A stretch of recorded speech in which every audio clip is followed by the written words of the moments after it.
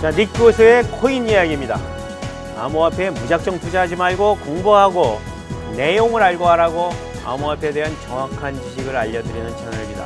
알고 투자하면 좋은 기회가 있을 것입니다. 코인 투자 알고 하자!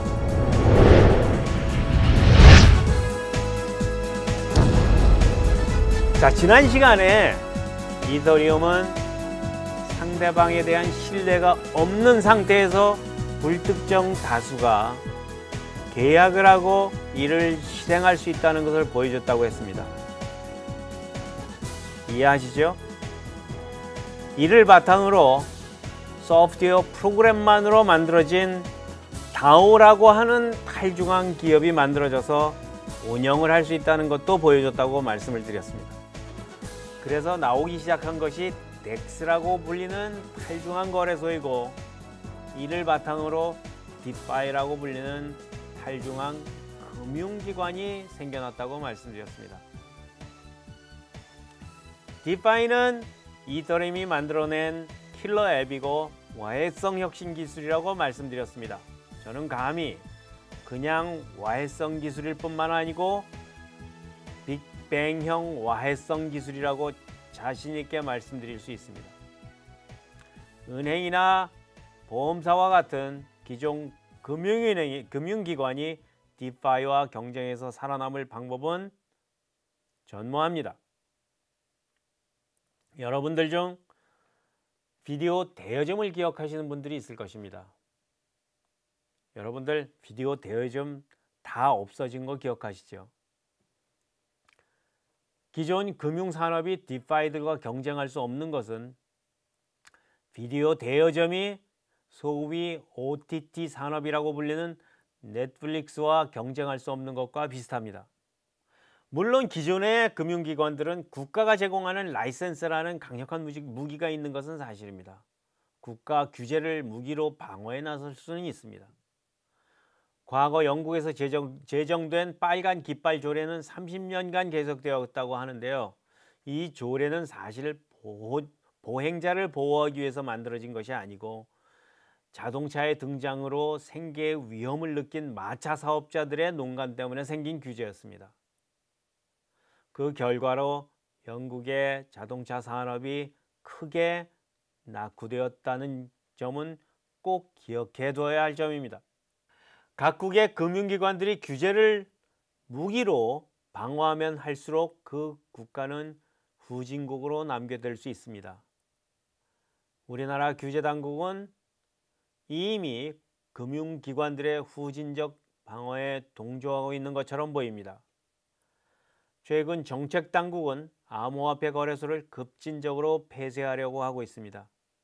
동시에 다수의 코인을 강제 상장 폐지하는 것이 당국이 주도하고 있는 것처럼 보입니다.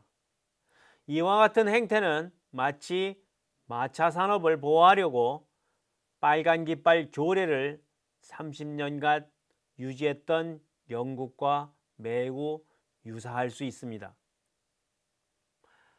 어쨌거나 이더리움은 디파이로 인하여 유저층이 급속히 확대 증가되고 있는 중인데요. 그뿐만이 아닙니다. 그림, 부동산 등 대체 불가능한 희소 자산을 거래할 수 있도록 토큰을 만들었습니다. 이런 대체 불가능한 토큰을 NFT라고 부르는데요. 이더리움 플랫폼상에서 많이 사용이 늘어나고 있는 중입니다. NFT에 대해서는 나중에 설명할 기회가 있을 것으로 봅니다.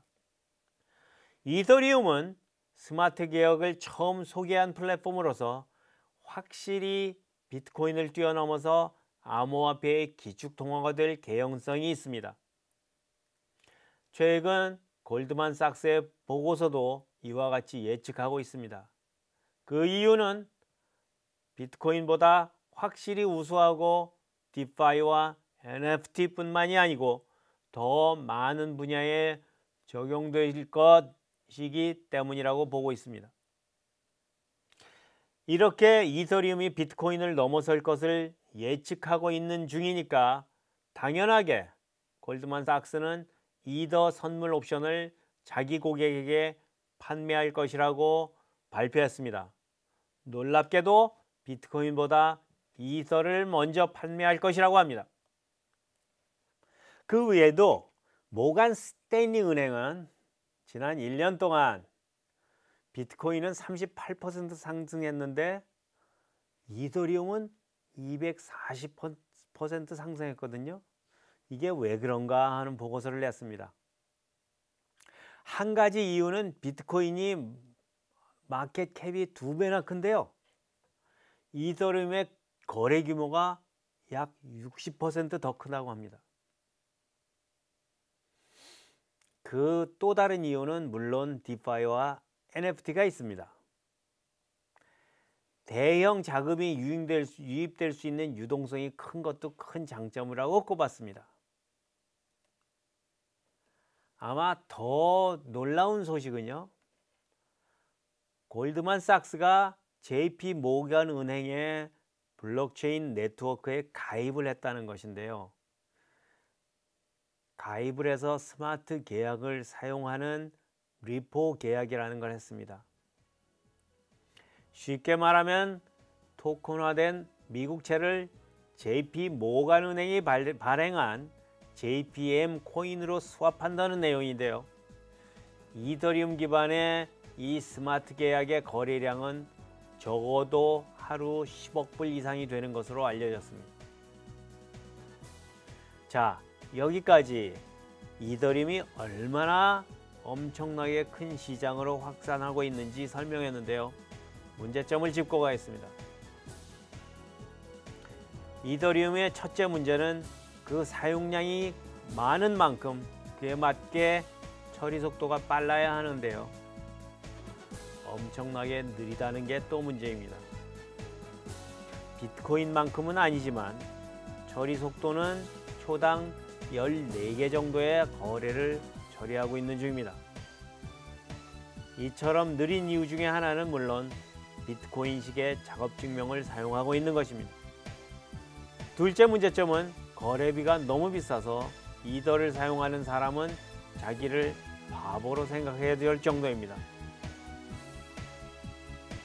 셋째 문제는 이더리움은 발행 코인의 개수가 무한대입니다. 그런데도 가격이 상승하고 있는 기적이 일어나고 있는데요.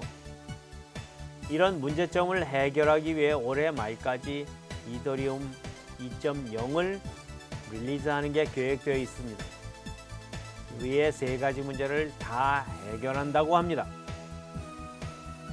그러니까 기술을 이것저것 도입해서 초당 거래 개수를 수십만 건으로 혁신적으로 늘리고 기본 거래비를 내리고 거래비에 해당하는 코인을 없애나가겠다는 계획을 진행하고 있어서 매우 고무적인 것은 사실입니다.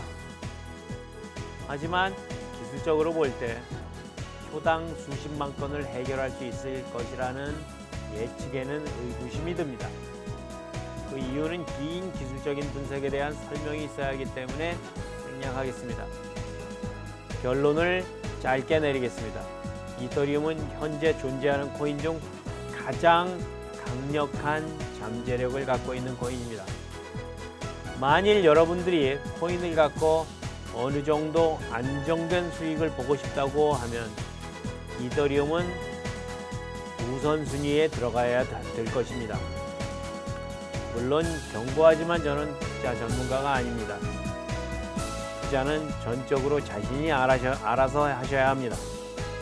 이런 이해를 바탕으로 이더리움은 확실히 추천할 수 있는 코인입니다. 오늘은 여기까지입니다.